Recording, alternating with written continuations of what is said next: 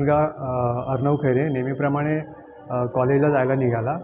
सकाळी एक तर त्याचा फर्स्ट क्लासचा पास असतो. तो पास संपला होता म्हणून त्याने सेकंड क्लासचं तिकीट घेतलं आणि सेकंड क्लासचं तिकीट घेऊन तो जनरल डब्यातून प्रवास करत होता. प्रवास करताना पुढे प्रवास चालू झाला त्याचा कल्याणवरून आणि मग त्याच्या पुढे एक हिंदी भाषिक मुलगा होता. समोर एक हिंदी भाषिक व्यक्ती होती. त्या हिंदी भाषिक व्यक्तीला त्याने त्याचा प्रेशर येत होता त्याच्यावर. ट्रेनमध्ये जशी धक्काबुक्की लागते ना, तसं धक्का लागत होता म्हणून त्याला तो हिंदीतून म्हणाला की भाई थोड़ा आप मेरे पे प्रेशर आ रहा है, थोड़ा आप आगे धक्का दो.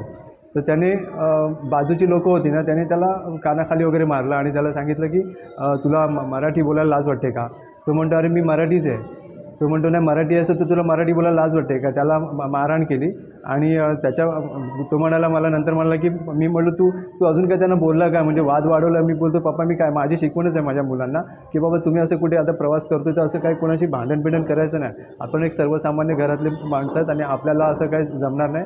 आपल्या मागे कुठली पॉलिटिकल पार्टी नाही, आपल्या कुठल्या पॉलिटिकल कुठली शक्ती नाही आपल्या मागे. त्यामुळे अशा वादामध्ये जायचं नाही. आणि मी स्वतः ह्या मारामारीचा किंवा याच्यामधला मी तशा प्रवृत्तीचा मी नाही आहे. त्याच्यामुळे मी तुमच्या मागे पण अशा येणार नाही की तुम्ही कुणाशी भांडण केलं तर मी तिथपर्यंत तुमच्या भांडणाला म्हणजे मी सपोर्ट करायला येईल असं मी काही करायला येणार नाही. त्यामुळे तुम्हाला फोन करून या घटनेची माहिती दिली? मला अर्णवनी घरी आल्यानंतर कसं असतं माझा मुलगा जेव्हा कॉलेजला निघतो ना तेव्हा मी त्याला निघाल्यावर नंतर कॉलेजला पोचला काय, निघाला काय, घरी येईपर्यंत त्याचा फोन चालू असतो. त्या दिवशी पण तसंच आम्ही नित्यनेमाप्रमाणे आमचा फोन चालू होता.